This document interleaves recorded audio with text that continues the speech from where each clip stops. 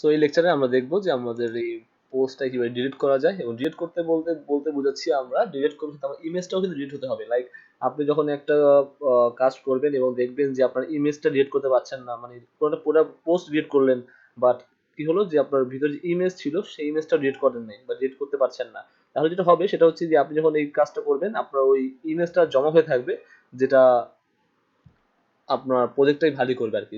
আপনার একটা blog post, news post, এইসব জায়গায় আপনার ইমেজ অনেক ইউজ হয়, ই কমার্স অনেক ইমেজ ইউজ হয়। আমি এখন ডিলিট করব এই যেটা আন্ডারে যে ইমেজটা আমার স্টোর হয়েছে, সেই স্টোরের ইমেজটা কিন্তু ডিলিট হয়ে যেতে হবে। সো এটা করবো আমরা এই টিউটোরিয়ালে।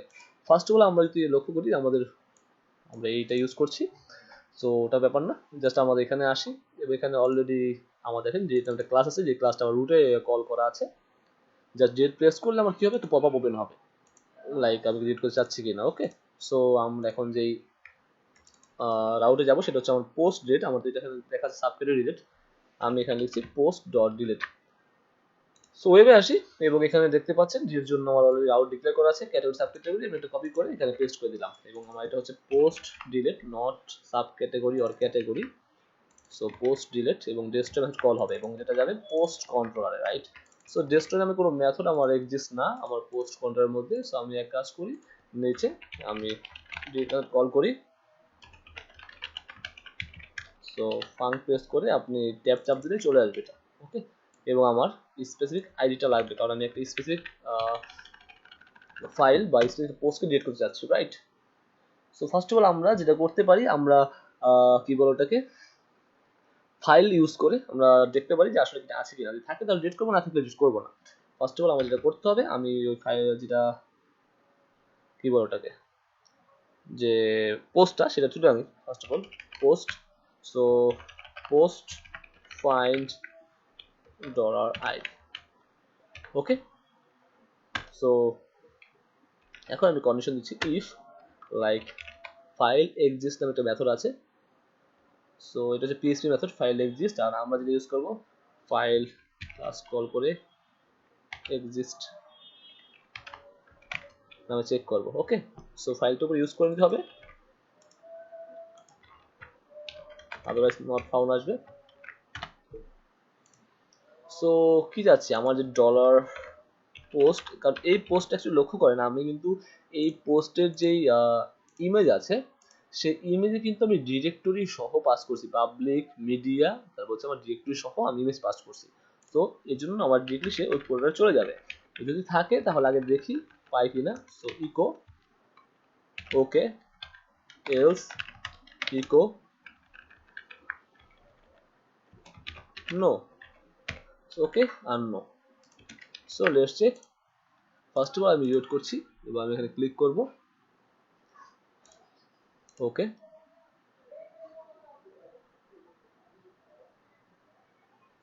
file system exist does not exist,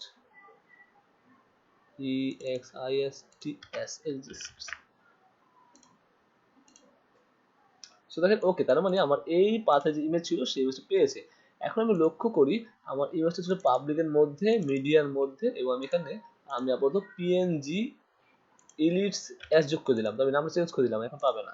so reload করি, তো দেখেন নো, তার মানে আমার ডাটাবেজে আসতে হচ্ছে কি এলিট, আর এখানে আছে এলিটস, তার মানে আমার পাচ্ছে না, দ্যাটস ওয়াই আমার কি হচ্ছে এখানে মেসেজ হচ্ছে। ওকে, সো ফাইন, এখন আমার ওকে আসবে। ওকে, তার মানে আমার এখন ফাইলের কাজটা হচ্ছে। তো নাও আমরা এখানে দুইটা মেথড কল করতে পারি, এক হচ্ছে কি আনলিঙ্ক, আনলিঙ্ক হচ্ছে পিএইচপি মেথড। সো কি করবে, আনলিঙ্ক হচ্ছে সেটাকে রিমুভ করে দেয়। ওকে, আর আপনি চাইলে ফাইল ডিলিট মেথড কল করতে পারেন, লাইক ফাইল ডিলিট, এটাও কল করতে পারেন, সমস্যা নেই।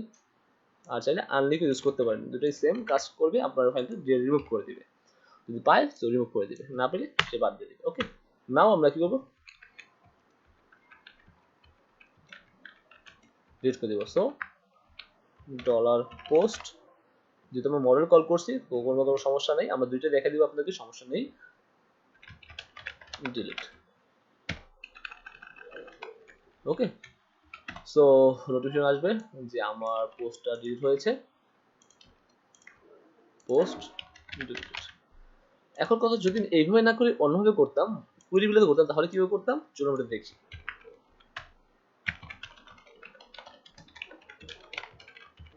প্রথমত আমার same thing post DB table course হোয়ার ID equal dollar ID first time তুলে আনতে হতো আমাকে,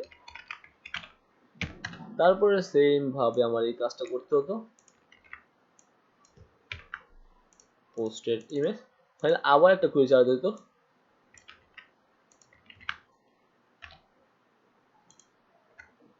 ডিটেক্ট। ওকে, কুইরি বের করলে এভাবে করতে হতো। সো এভাবে করবো না, আমরা করবো সবচেয়ে বেস্ট ওয়েতে আমরা শিখতেছি এই টিউটোরিয়ালগুলো। সো এই best right. So okay guys, let's check আমরা কোনো পোস্ট ডিলিট করতে পারি কিনা। আচ্ছা এক কাজ করি, একটা উল্টাপাল্টা পোস্ট অ্যাড করে দিই, এটা অন করে রাখতে হবে আমাদের। সো কিভাবে অন করে রাখা যায় সেটা আমরা দেখবো। আর সবসময় মনে রাখবেন এই এই টাইপের লিখবেন, যেমন পোস্ট দেখেন পোস্ট আছে পরে ক্রিয়েট আছে, আবার এখানে লিখলাম পোস্টের পরে ইন্ডেক্স আছে। সাব ক্যাটাগরি গেলাম, দেখেন প্রথমে সাব ক্যাটাগরি পরে ক্রিয়েট, সাব ক্যাটাগরি পরে ইন্ডেক্স, ক্যাটাগরি পরে ক্রিয়েট, ক্যাটাগরির পরে ইন্ডেক্স। এটা হলে কি হয় আপনার অন করে রাখতে খুব সুবিধা হয়, কারণ আমরা যা চাচ্ছি যখন আমরা এখানে পোস্ট পাবো ইউআরএল পরে তখন আমরা এটাকে অন করে রাখবো, অ্যাক্টিভ করে রাখবো। Okay, so post date is today, tags দিলাম আপাতত এটা, ডেসক্রিপশন এটা, চুজ ফাইল দিচ্ছি একটা like okay, submit fine. So post manage post দুইটা ইমেজ আছে দেখতেই পাচ্ছেন এখানে, এইটা জিনিসটা না এটা ছোট ইমেজ, এটা ঠিক আছে ফাইন। সো নাও আমরা এখন এডিট করে দিব, ডিলিট প্রেস করলাম ওকে। সো ডিলিট হয়ে গেছে এবং লক্ষ্য করি আমাদের এখান থেকেও সেটা ডিলিট হয়ে গেছে। ওয়াও, তার মানে আমরা কিন্তু খুব ইজিলি কাজ করতে পারি। তখন এখানে এই ডেটটা কিন্তু মোটেও কি বলে রিডেবল না, তো আমরা এক কাজ করি এটাকে সুন্দর করতে পারি লাইক ডেট রাইট। সো আমি এক কাজ করি এটাকে কপি করে নিচ্ছি, আমি ডেট মেথডকে কল করছি এখানে।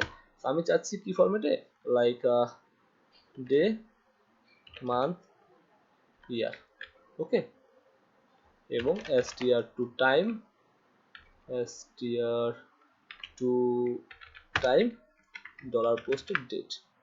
সো এখন রিড করি 0903 রাইট। আমি এটাকে ছোট অ্যাপ দিয়ে দেখি, ছোটদের না বড়দের অ্যাপ না, ফুল নেম মান্থের নেম, ইয়েস 9 মার্চ 22। আর ফুল ইয়ার চাইলে আপনি বড়দের ওয়াই ইউজ করতে পারেন, কোনো প্রবলেম নেই, চাইলে কমা ইউজ করে নিতে পারেন, এটা আরো better, it's more readable. Okay, so okay guys, I hope you enjoy this video. If you are new to the channel, don't forget to subscribe, and thanks for watching.